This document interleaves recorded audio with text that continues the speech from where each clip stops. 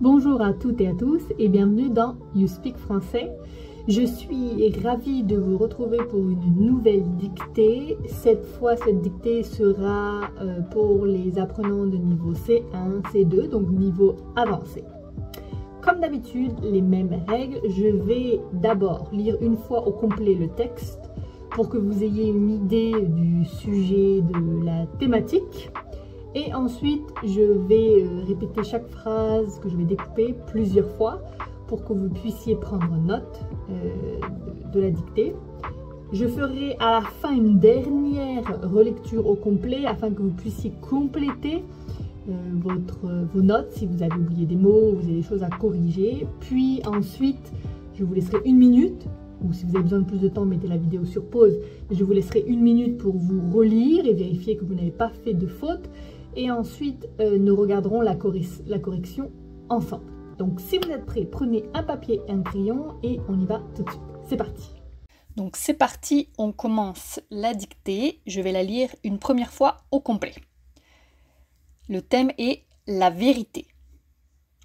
La vérité, loin d'être une donnée immuable, se présente souvent comme une construction fragile, soumise aux interprétations multiples et parfois contradictoires. Certains n'hésitent pas à formuler une assertion catégorique, alors même que leur discours repose sur un raisonnement fallacieux. D'autres, en revanche, cherchent à élucider les faits avec une rigueur méthodologique, conscients de la dichotomie persistante entre objectivité et subjectivité. Or, il suffit d'un mot porteur d'une connotation équivoque pour que l'auditeur, pris dans ses propres biais cognitifs, se laisse convaincre sans esprit critique. Dès lors, la question se pose. La vérité est-elle un idéal accessible ou une illusion entretenue par ceux qui savent manipuler les apparences ? Face à cette incertitude, le seul refuge demeure l'examen attentif des preuves, même si celles-ci résistent parfois à toute interprétation définitive. Point final. C'est parti, on commence la dictée. La vérité, virgule, la vérité, virgule, loin d'être une donnée immuable, virgule, loin d'être une donnée immuable, virgule,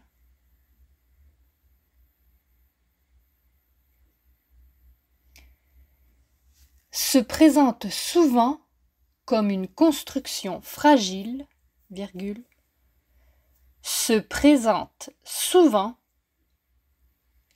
comme une construction fragile, virgule, se présente souvent comme une construction fragile, virgule,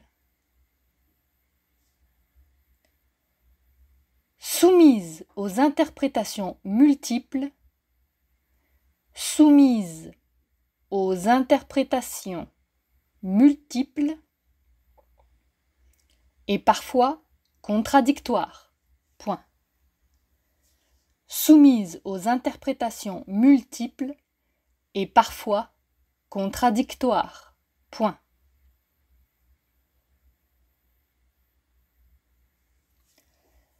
Certains n'hésitent pas à formuler une assertion catégorique, virgule, certains n'hésitent pas à formuler une assertion catégorique, certains n'hésitent pas à formuler une assertion catégorique, virgule, alors même que leur discours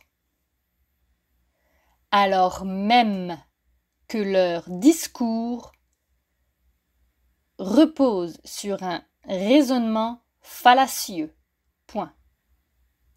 Alors même que leur discours repose sur un raisonnement fallacieux.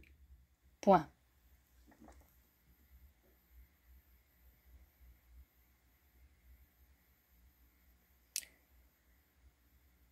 D'autres, virgule,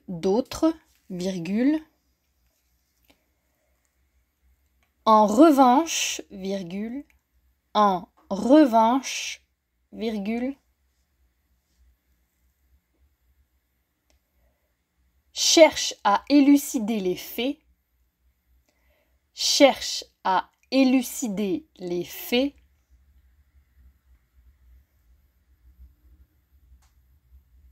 cherche à élucider les faits avec une rigueur méthodologique, virgule, avec une rigueur méthodologique, virgule,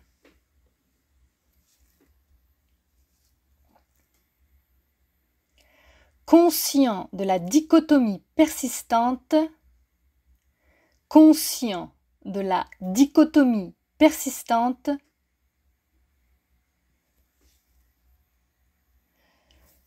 entre objectivité et subjectivité, point.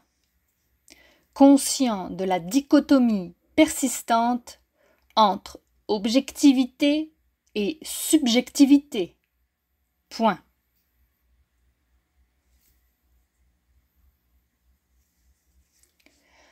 Or, virgule, il suffit d'un mot porteur d'une connotation équivoque, il suffit d'un mot porteur d'une connotation équivoque,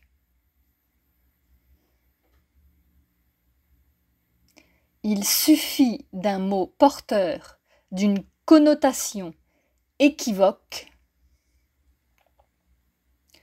pour que l'auditeur, virgule, pour que l'auditeur, virgule,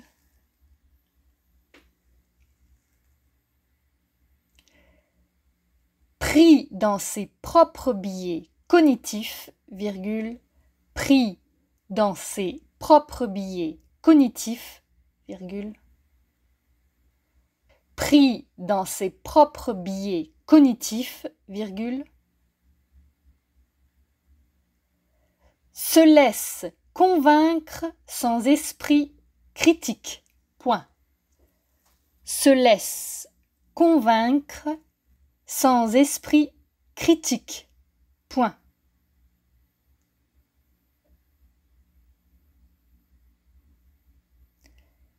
Se laisse convaincre sans esprit critique, point. Dès lors, virgule, la question se pose, deux petits points. La question se pose, deux petits points. La vérité est-elle un idéal accessible? La vérité est-elle un idéal accessible?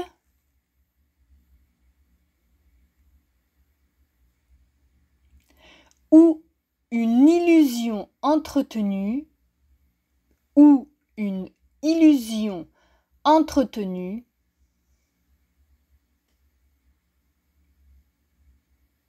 par ceux qui savent manipuler les apparences, point d'interrogation. Par ceux qui savent manipuler les apparences, point d'interrogation. La vérité est-elle un idéal accessible ou une illusion entretenue par ceux qui savent manipuler les apparences? Point d'interrogation. Face à cette incertitude, virgule, face à cette incertitude, virgule, le seul refuge demeure, le seul refuge demeure, le seul refuge demeure l'examen attentif des preuves, virgule, l'examen attentif des preuves, virgule,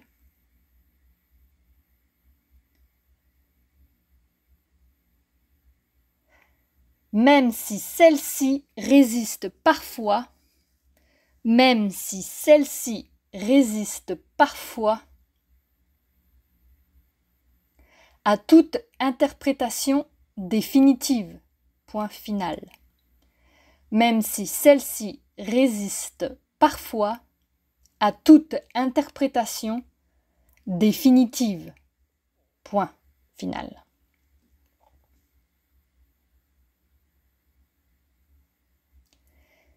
Je vais relire au complet une dernière fois.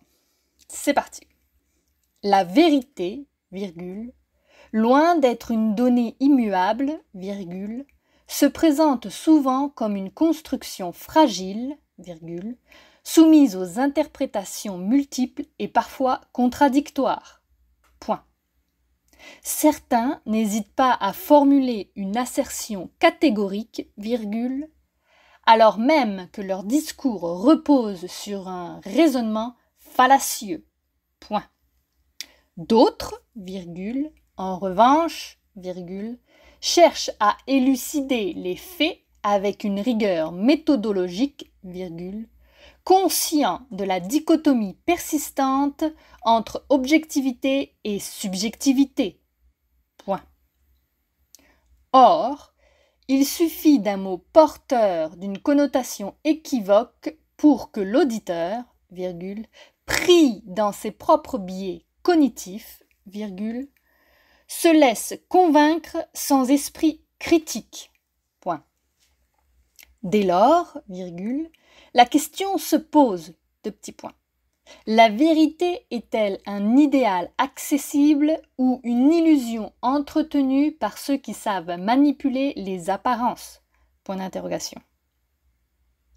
Face à cette incertitude, virgule, le seul refuge demeure l'examen attentif des preuves, virgule, même si celles-ci résistent parfois à toute interprétation définitive. Point final. Ok, je vous laisse 1 minute pour vous relire et corriger vos propres erreurs et on se revoit dans 1 minute pour regarder la correction ensemble. À tout de suite!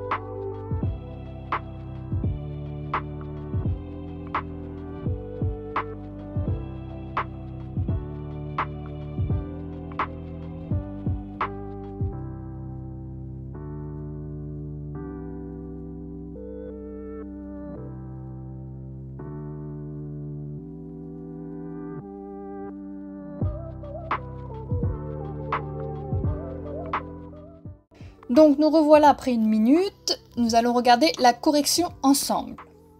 Donc pour être honnête, les difficultés dans cette dictée, c'était surtout le vocabulaire, qui est un vocabulaire avancé et soutenu.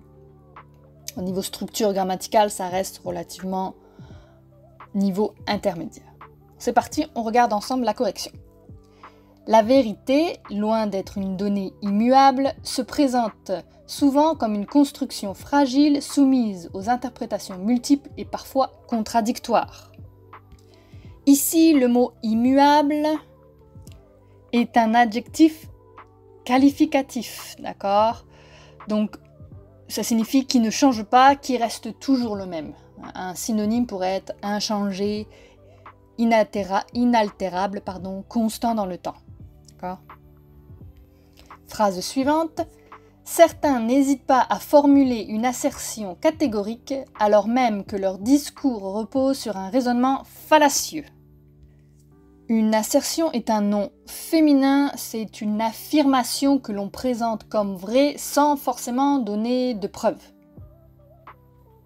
Donc un synonyme serait une affirmation, une déclaration, un propos. Ça vient du verbe asserter, qui veut dire affirmer, soutenir comme vrai. Le verbe asserter, soit dit en passant, c'est pas vraiment un verbe qu'on utilise de nos jours. Donc si vous ne le connaissez pas, c'est bien correct, d'accord ? Fallacieux est un adjectif qualificatif. qui signifie qui est trompeur, mensonger ou qui cherche à induire en erreur. Les synonymes pourraient être trompeur, mensonger, dans ce cas-là, illusoire, voilà. Troisième phrase. D'autres, en revanche, cherchent à élucider les faits avec une rigueur méthodologique, conscient de la dichotomie persistante entre objectivité et subjectivité. La dichotomie est un nom féminin qui a pour sens une division de deux éléments qu'on oppose de manière tranchée, mais parfois de façon artificielle. Donc un synonyme pourrait être une opposition, une dualité, un contraste, d'accord ? Ici, à noter que d'autres, d'accord, donc D' c'est la construction de deux, mais autres doit être au pluriel, parce que la construction signifie d'autres personnes, d'autres individus, d'accord ? Sous-entendu après la comparaison qui a été susmentionnée. C'est aussi pourquoi chercher est donc au pluriel, et conscient est aussi au pluriel. Phrase suivante. Or, il suffit d'un mot porteur d'une connotation équivoque pour que l'auditeur, pris dans ses propres biais cognitifs, se laisse convaincre sans esprit critique. Ici, une connotation est un nom féminin qui a un sens de valeur affective, culturelle ou symbolique, qu'un mot ajoute un sens strict. Donc un synonyme pourrait être une nuance, une signification secondaire.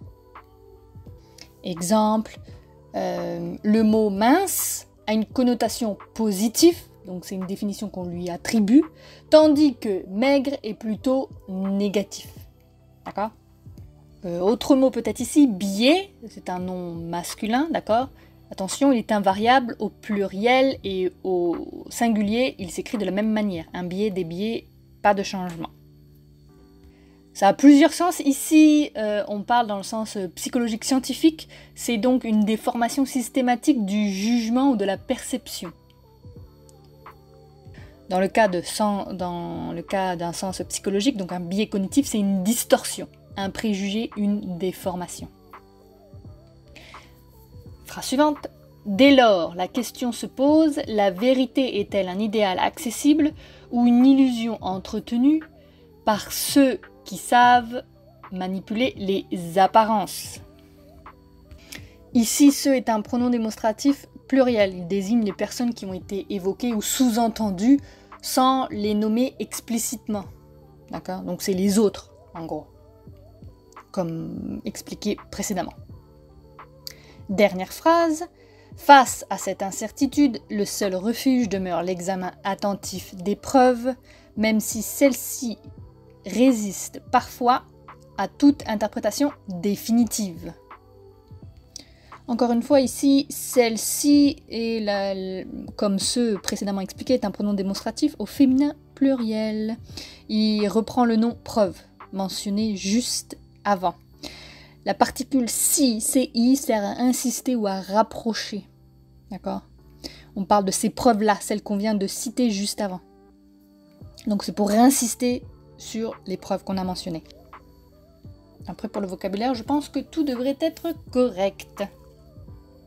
Alors voilà, c'était la dictée du jour. Si vous avez des questions, des commentaires ou des demandes particulières, n'hésitez pas à me laisser un message dans la section commentaires juste en dessous et je tâcherai d'y répondre le plus rapidement possible. Sur ce, je vous souhaite une bonne journée et je vous dis à très bientôt. À bientôt!